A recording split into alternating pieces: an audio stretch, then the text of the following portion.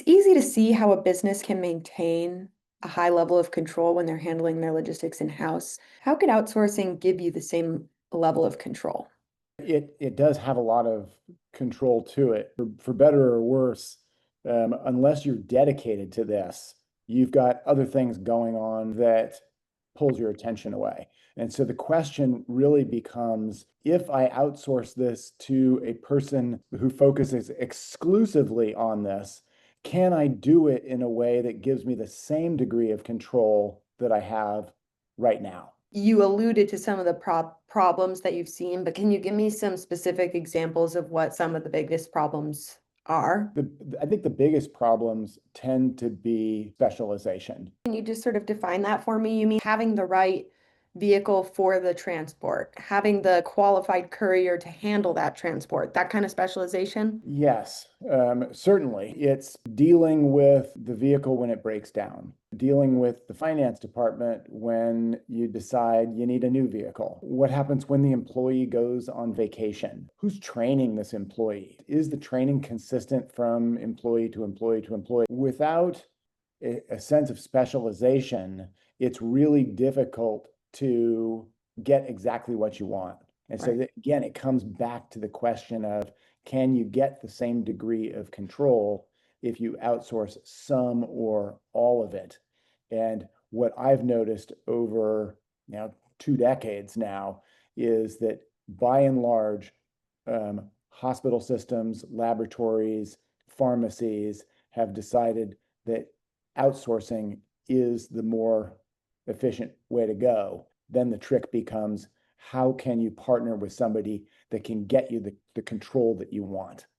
Yeah. What have you seen in your experience are the aspects of control that these businesses are looking for? The thing that immediately comes to mind is changing up your stop sequences. Routes tend to be reworked every so often, and then they become very static, but requirements change all the time. And so what you want to be able to do is quickly figure out, how can these new requirements be incorporated into my existing route structure? And if necessary, how can my existing route structure be reorganized so that I can always be operating as efficiently as I possibly can? And if you've got somebody on the outside that is providing you the data and the options available to you, you save all the time associated with figuring out what all those options are, and you simply are able to choose the direction that you want to go. Another area that is often not considered is simply data organization. Being able to keep track of all of these pickups, all of the notes associated with the pickups, all of the contact numbers. If you've got somebody that is responsible and capable of organizing that data for you, at any time, you can pull up information that you'd want. If you're doing it yourself, it's certainly possible. But again, I come back to, if this isn't your sole focus, how diligent are you going to be in keeping everything really organized? Up to this point, we've been talking a lot about the linear order of operations. I would imagine that this becomes all the more pertinent when you have a multi-department or multi-facility chain of command. No question about it, because more often than not, there are logistical contact people in each of those departments, Mhm. and they tend to be focused naturally on what's going on in their department. The ability to link those requirements together and create efficiency by combining requirements is much easier to do when you've got an outside party organizing it and overseeing it. Again, not dictating anything, but providing alternatives that the in-house people can choose from. Who's going to benefit from having this outsourced service provider? Yeah, Who should be asking themselves these questions and be seeking out perhaps these solutions? I think the smaller the organization is, the more it tends to be the people in the finance department who are seeking really solid information about cost control. As the organization gets bigger, they tend to have dedicated supply chain managers or purchasing managers that are overseeing multiple departments. And at that level, it's those people that I think have the most interest in what we're doing. How do those folks partner with the more front end stakeholders in this whole operation? The people who at the end of the day are ultimately the ones interacting with these couriers. Yeah, that's a somewhat of a loaded question. Having the change come from the purchasing side of things tends to be a little bit messy on the front end, but with some diligence, um, everybody can get what they need. What you're getting at seems very relevant to the center of this whole conversation about control. Ultimately, whatever your stake in the logistical operation is, you are primarily concerned with making sure that your patients and your customers aren't having to be on the receiving end of any bad service. What would you say to somebody who might feel hesitant to relinquish control to an outsourced provider? Yeah, I think there's a couple of things here. The first is we work to be completely transparent in what we're doing. We're not making decisions without somebody buying into it. And at the end of the day, if you don't like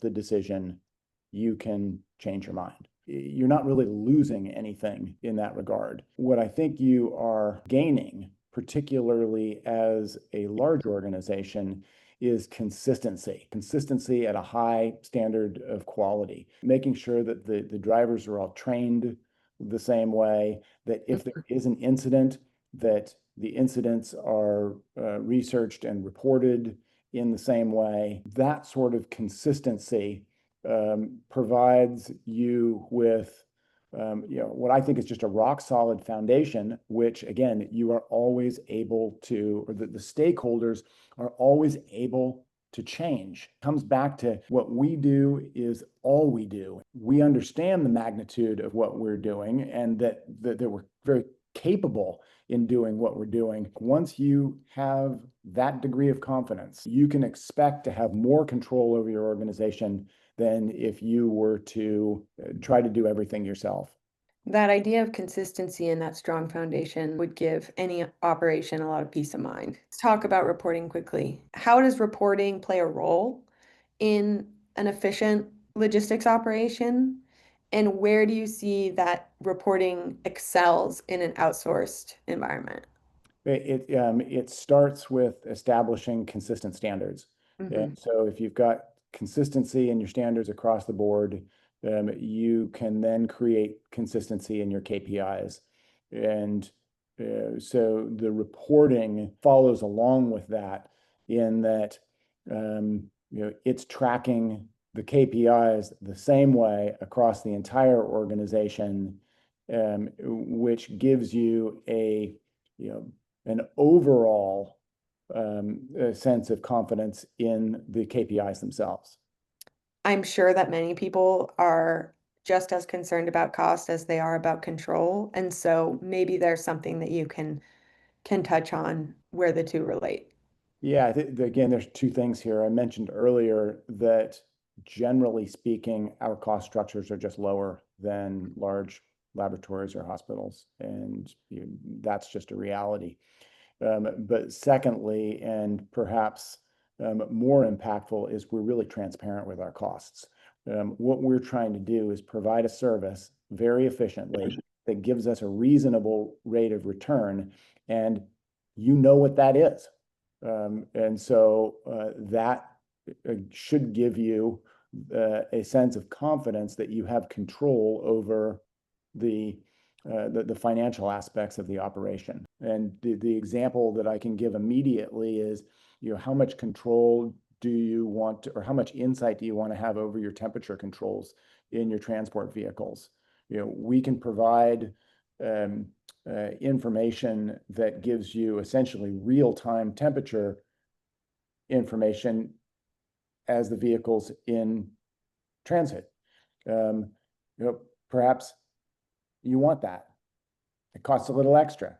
It's not as though we aren't keeping things in tolerance without that degree of visibility into the transport container. But if you want that degree of visibility, it's available to you. I might add, Right. not everybody is all that transparent about their cost structures. It's one of those things that Am-Tran believes is important. And so it's one of kind of our fundamental things that we pass along. What are some other examples of the degree of control that folks can have? The next one that comes to mind is control over the fleet. Do you want to have your brand on our vehicle and have that dedicated to your needs? The costs associated with a dedicated vehicle as opposed to an Am-Tran flagged vehicle is an example of, it's a little bit more expensive to put your flag on it, but from a branding perspective, that may be what you want to do.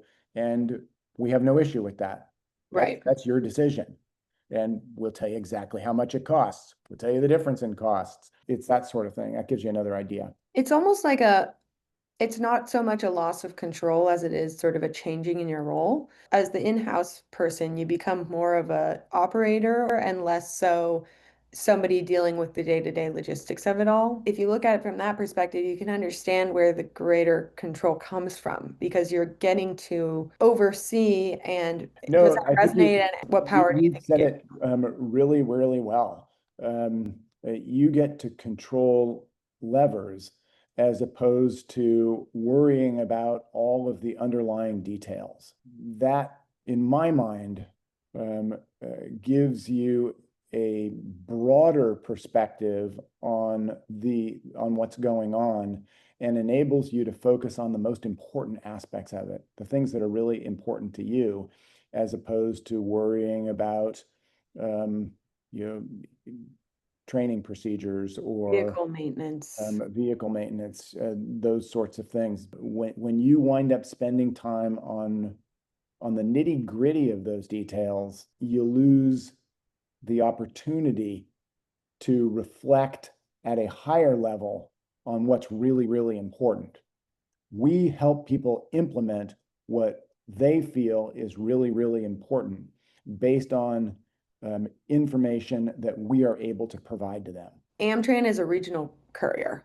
How does being a regional courier factor into this idea of maintaining or improving the control that a logistics person within a facility would have? Yeah, I think it's a really good question because there is a significant difference between a national courier and a regional courier. The real difference tends to be density within the geographic footprint. And that's really, really important in terms of establishing control. If you have the ability to respond more quickly to anything that comes up, it provides you the opportunity to present more options. And generally speaking, the more options you've got, the greater the efficiency that can be gained. And Am-Tran, just as an example, is dealing with 150 customers just within our Northern California footprint. We're servicing all of them. And to be able to bring those resources to bear is much more effective than if you are coming in at a national level where you're great at doing route work, but the on-demand portion of it, simply you don't have the scale. It diminishes the degree of real control that an organization has over their operation.